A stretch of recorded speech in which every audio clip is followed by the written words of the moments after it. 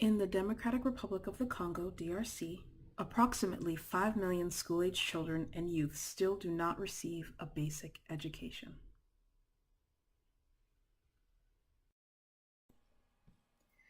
In addition to instability, geographical distance from schools present a significant challenge, particularly in rural areas where young people are at a significantly greater risk of dropping out.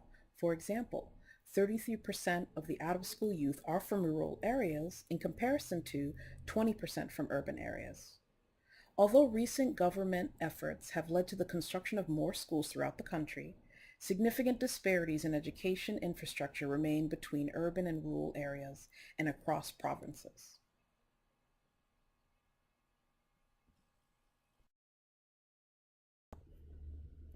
Accelerated Education Programs, AEPs, offer a possible solution. Students in these programs can receive primary level certification and then return to formal education or else go to work or acquire more specialized training.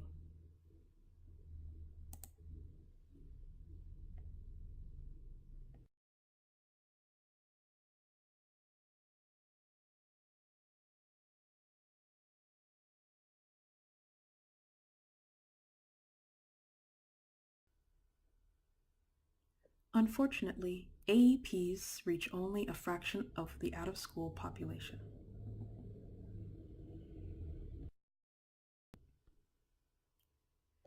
Between 2013 and 2014, less than 3% of the 5 million out-of-school children and youth were enrolled in an AEP.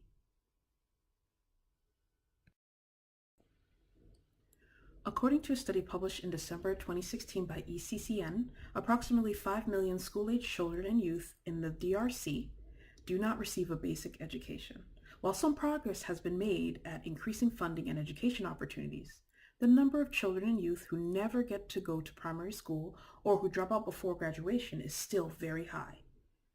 Almost 50% among the poor and those living in provinces affected by conflict. The most affected are often the most vulnerable: displaced children, ex-combatants, girls, the very poor, and those with disabilities.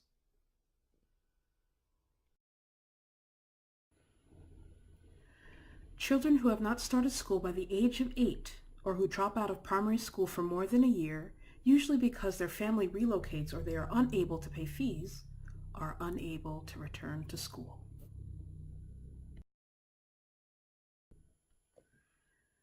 The reasons for the persistence of this problem include poverty, insecurity, and unequal access to services. There are also social-cultural reasons having to do with gender roles, family responsibilities, and care practices.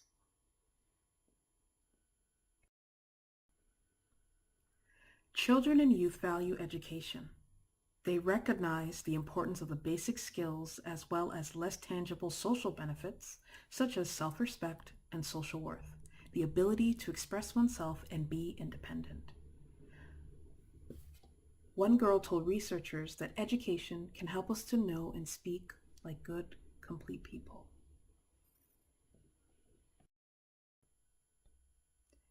Despite high unemployment in the DRC, young people, both male and female, remain committed to education and see it as necessary to secure a job. A young trader told researchers, "The little money I earn, if I had studied, I would know how to use it effectively, how to manage it for my small projects. But not having studied, I have great difficulty trying to do my small projects."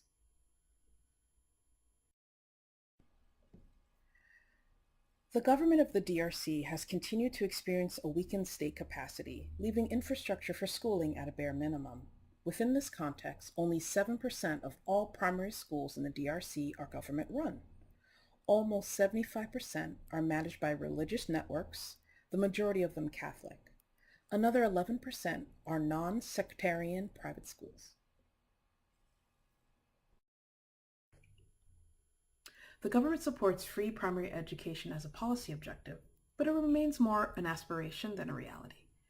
Most schools charge fees to cover teacher salaries and administrative costs. This, of course, affects children from poorer households.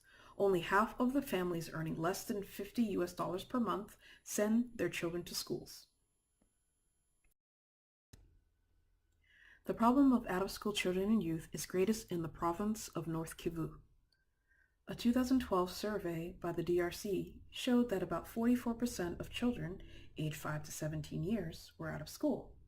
The ECCN study indicated that AEPs in the province reached less than 7% of all out-of-school children and youth.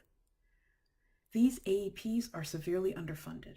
They lack oversight and coordination.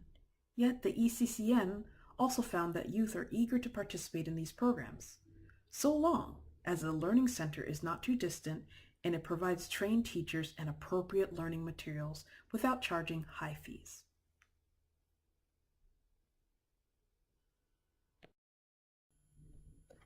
Accelerated education programs give students an alternative path to primary level certification, affording students a chance to return to formal education or join the workforce. The programs provide basic skills, promote stability, and contribute to the economic well-being of the communities.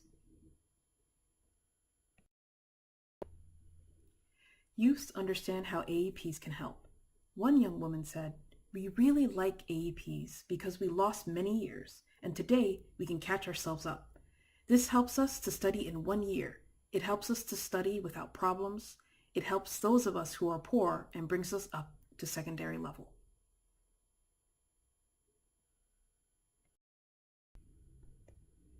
AEPs depend mostly on international donors and local NGOs. While it's difficult to study their effectiveness, one thing is clear. They reach only a fraction of the youth in need. National figures show that 138,000 students were enrolled in 2,624 centers during 2013 to 2014, a figure which is less than 3% of the country's 5 million out-of-school children and youth.